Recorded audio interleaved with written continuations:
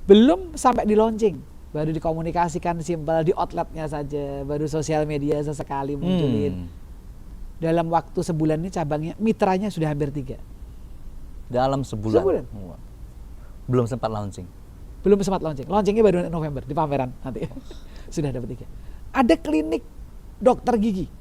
Klinik dokter gigi. Setelah saya tangani, belum sempat ikut pameran, bahkan tidak pernah iklan di Jogja, mantan kota kita. Di Jogja, karena cabangnya udah 12. Sekarang cabang 12, Iya. wow. So jadi bisnis franchise itu mau klinik gigi bisa, klinik kecantikan apalagi sangat bisa. Makanan super bisa. Makanan Bahkan paling more super and ya. bout aja udah di-franchise-in. Ya kan? Bajaringan sudah di-franchise-in.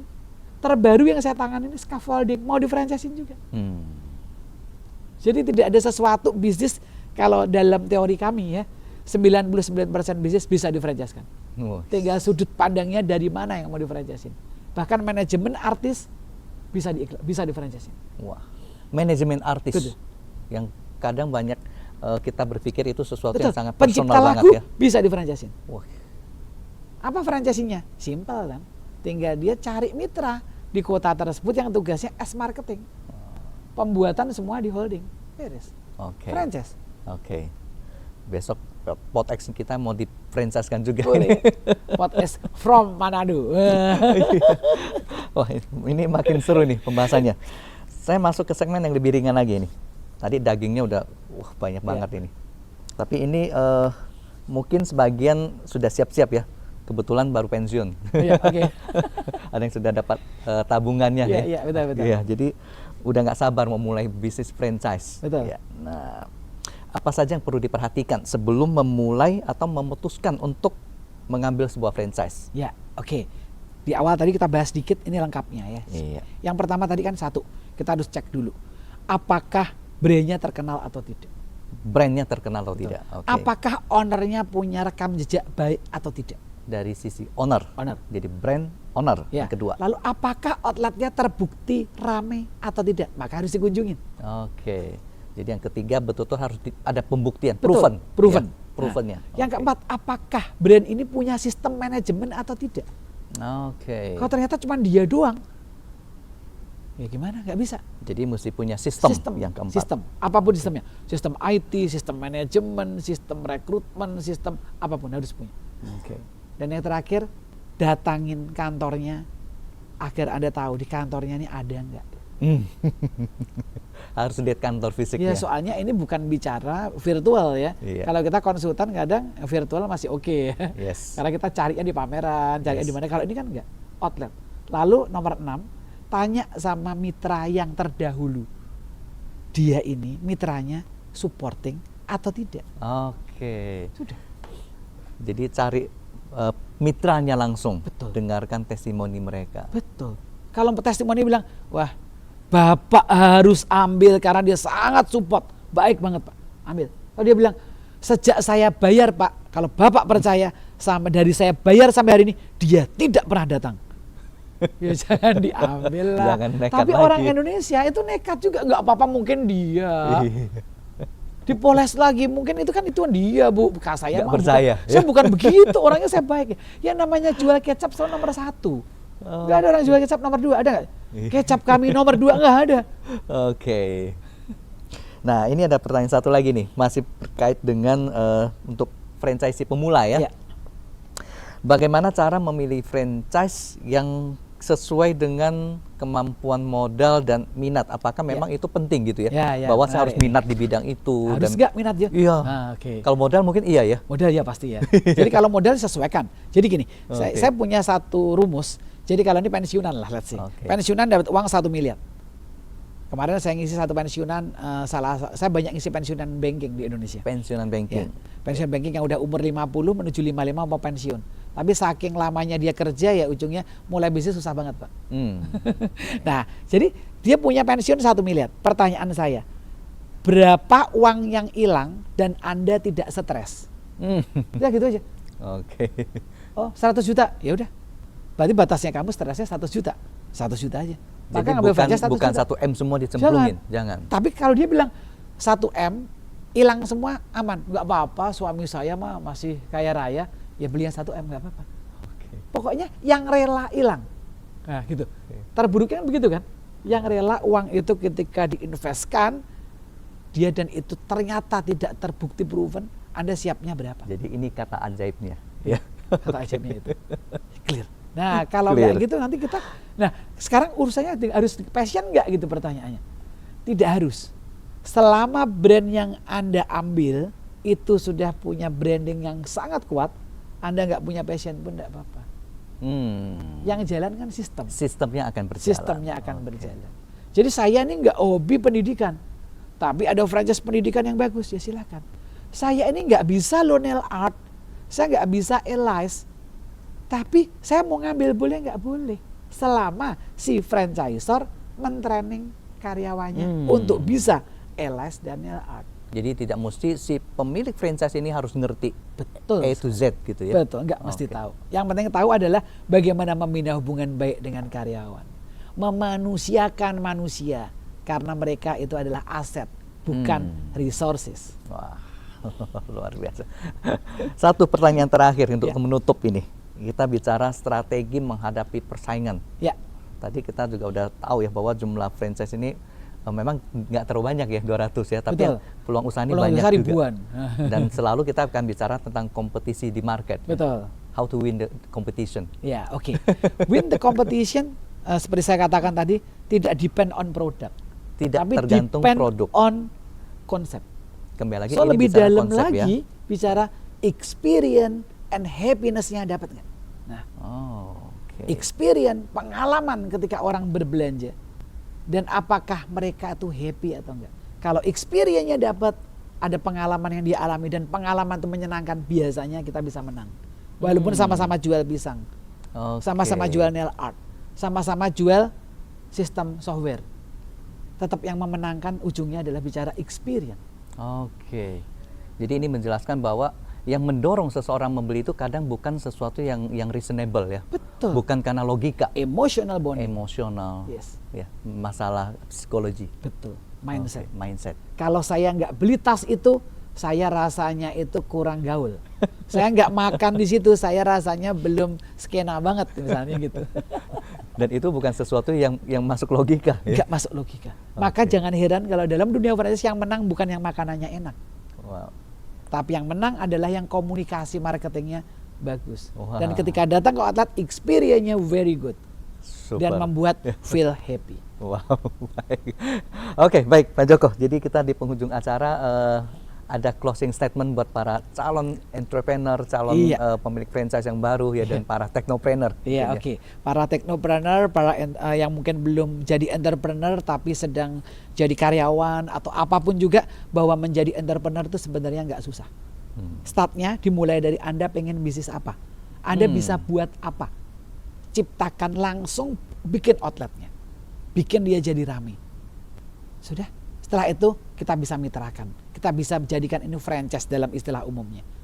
Jadi bisnis nggak ada yang susah. Yang susah adalah ketika Anda tidak mau. Kalau Anda mau, Anda pasti bisa. Karena bisnis itu diciptakan untuk semua orang. Dan rezeki itu datang dari Sang Pencipta untuk semua orang. Tinggal Anda mau ambil nggak rezeki itu. Super banget, luar biasa. Baik, saya Karim Taslim, terima kasih atas obrolan 1 jam ini bersama Pak Joko. Terima kasih bro. Kita bicara tentang franchise, peluang usaha yang sangat membuka pikiran saya juga, ya, luar biasa, insightful banget.